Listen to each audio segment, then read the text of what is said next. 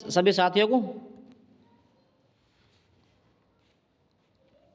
जी आ रहे हैं जी।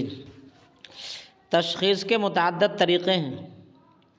नबज़, क़ारूरा, बराज़, इख़राज खून, मुँह का ज़ायक़ा, जिस्म की रंगत, जिस्म की हैयत, नज़ला, बलग़म वग़ैरह।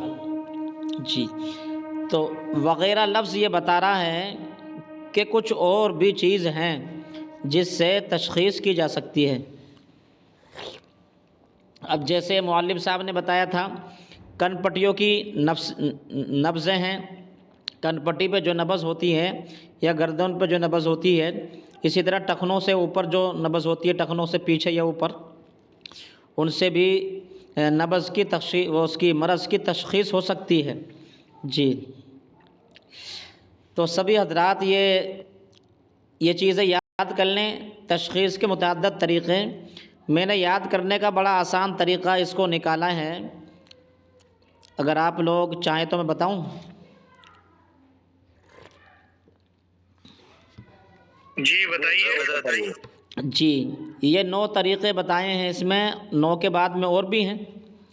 जी, तो हम ये समझ लेते हैं 3 मैं बता रहा हूँ, अलग भी हो सकता है इसके, लेकिन मैंने जो आसानी के लिए समझाने के लिए जो याद किया है वो आपको बता देता हूँ।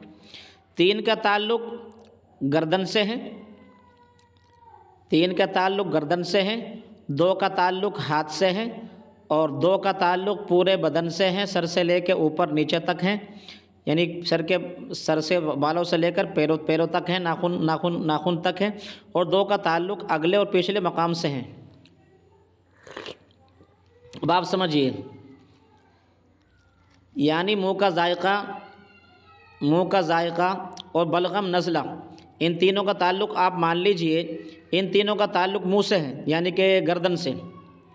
मुँह का जायका ये भी गर्दन को महसूस होगा, और नज़ला ये भी आदमी गर्दन से महसूस करेगा, या तो नाक के द्वारे या मुँह के द्वारे, और इसी तरह बलगम भी जो है मुँह के द्वारे ही पता लगता है। अच्छा जी, तो इन तीनों का ताल्लुक़ सर से हो गया। फिर इसी तरह 2 का ताल्लुक़ हाथ से हो गया। एक तो हो गई नब्ज़, और दूसरा होगा इख़राज खून। इख़राज खून यानी खून को जो चेक किया जाता है, ये समझ लीजिए आमतौर पर हाथ से ही खून लिया जाता है।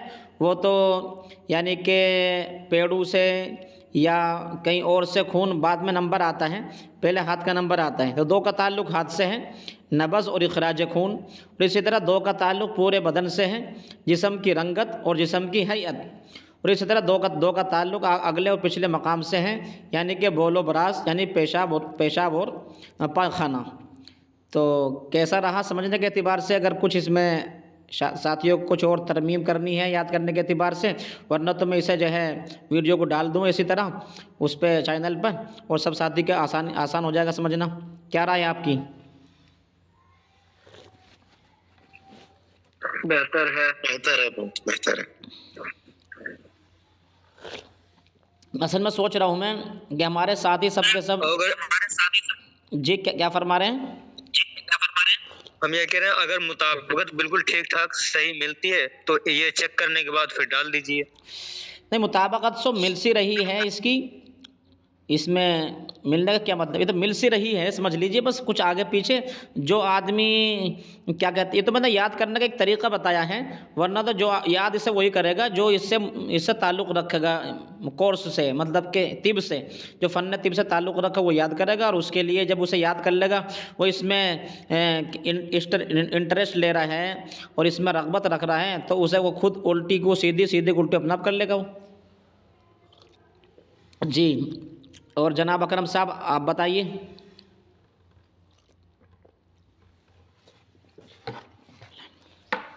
जी, जनाब अकरम साहब मौजूद हैं? जनाब अकरम साहब मौजूद हैं? चले गए गालिबन। जनाब कलीमुद्दीन साहब भी हैं? ये याद करने के लिहाज से बेहतर है। बोलना तो हमें यही अल्फाज हैं, लेकिन याद करने के लिए जहन में बैठा लेंगे कि गर्दन के ये चीजें हैं, हाथ की ये चीजें हैं, बेहतर है ये चीज। जी जी, मैं यही मालूम करना चाह रहा हूँ याद के आसानी के लिए। जैसे जमात वाले बोल देते हैं ना वजू टूटने का, जी, ये मैंने उसी से याद किया तो है। हाँ, उसी से मैंने जहन में जी बिठाया। बेहतर है, वो यही है, ये वही है। जी, सही है। अब इसी तरह मैं ये भी याद करना चाह रहा हूँ। करे भाई। जी, इसी तरह मैं ये मकाम, ये अजनास शराइत नब्ज़ जो है, अजनास यानी शराइत नब्ज़ जो है, ये भी मैं इसी तरह याद करने को ही तश्कील देना चाह रहा हूँ जिससे समझना आसान हो, क्योंकि इन्हें भी याद करना होगा ना, इन्हें याद किए बगैर हम आगे बढ़ ही नहीं सकते।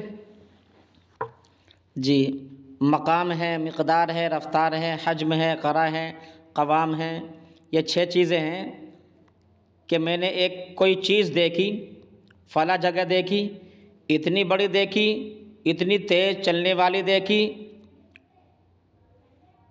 और ऐसे चलते हुए देखी, और इतनी मोटी देखी, और फुदक फुदक कर चलते हुए देखी, और वो जो है क़वाम यानी कि नरम देखी, सख्त देखी, कैसी देखी। इस तरीके से कोई अगर इसकी चीज़ पर कुछ बना दिया जाए तो इंशाअल्लाह ये समझना ये भी आसान हो जाएगा। जी, अब सब साथी एक काम कीजिए, क्योंकि जी जी सब साथी एक काम। जी एक इश्काल पैदा हुआ कि इखराज खून से क्या मुराद लिया जाए यहाँ पे, ये जो मेडिकल साइंस मतलब टेस्ट कराती है। जी जी जी, वही है ये टेस्ट जो होता है वो लिया जाएगा और कुछ होगा इसमें? ये वही टेस्ट है। अगर इसे हकीम करेगा तो उसे तिब्बी यूनानी तिब के एतबार से बोलेंगे, आयुर्वेदिक में बोलेंगे। अगर इसे एलोपैथी वाले करेगा तो उसे जो है एलोपैथी के एतबार से बोलेंगे, और अगर इसे होम्योपैथी वाला करेगा तो उसे होम्योपैथी वाले के एतबार से कहेंगे। ये कोई भी कर सकता है, क्योंकि जो है तिब में भी खून से जांच की जाती है कि जहर की मिक़दार कितनी कितनी नहीं। उसे जो किसी जानवर को किसी चीज़ को खुला उसका खून खिला पिला कर देकर चेक किया जाता है, या कोई और उनके पास आले होंगे, कोई तरीक़े होंगे खून को चेक करने के। वो जैसे आगे आज इंशाअल्लाह आए जाएंगे मौलवी साहब के पास, अगर ना आए तो फिर हम उनसे सवाल कर लेंगे खून की जो है जांच की तरतीब किस तरह है तिब में। और जो भी चीज़ आ रही, मौलवी साहब ने बताया था ना शुरू में जी क्या बताया था कि खून की रंग ये बताया था, अगर सौदा की ज्यादा है तो खून में वो भी चीज उसका कलर शामिल होगा। अच्छा, और सुफरा का जैसा कलर है, अगर उसकी ज्यादा है तो खून में उसका भी कलर हल्का हल्का शामिल होगा। सेहतमंद खून जो है वो सुर्ख होगा।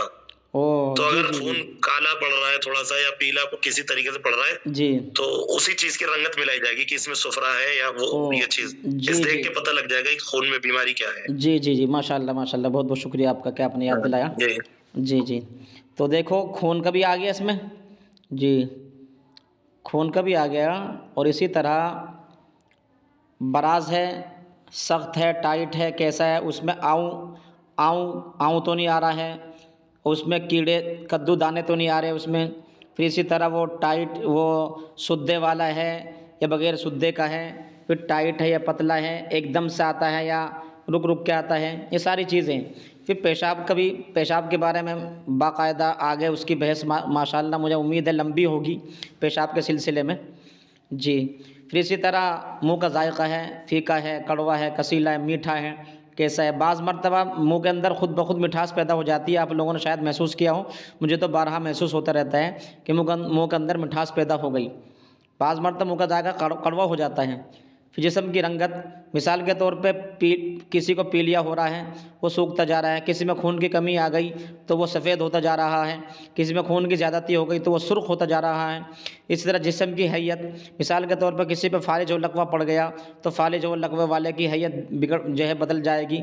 इसी तरह कोई आदमी सूख कर जो है लकड़ी की तरह हो गया तो उससे मालूम हो जाएगा कि लकड़ी की तरह हो रहा है, ऐसा क्या चीज़ खा रही है, वो भी चेक की जाएगी।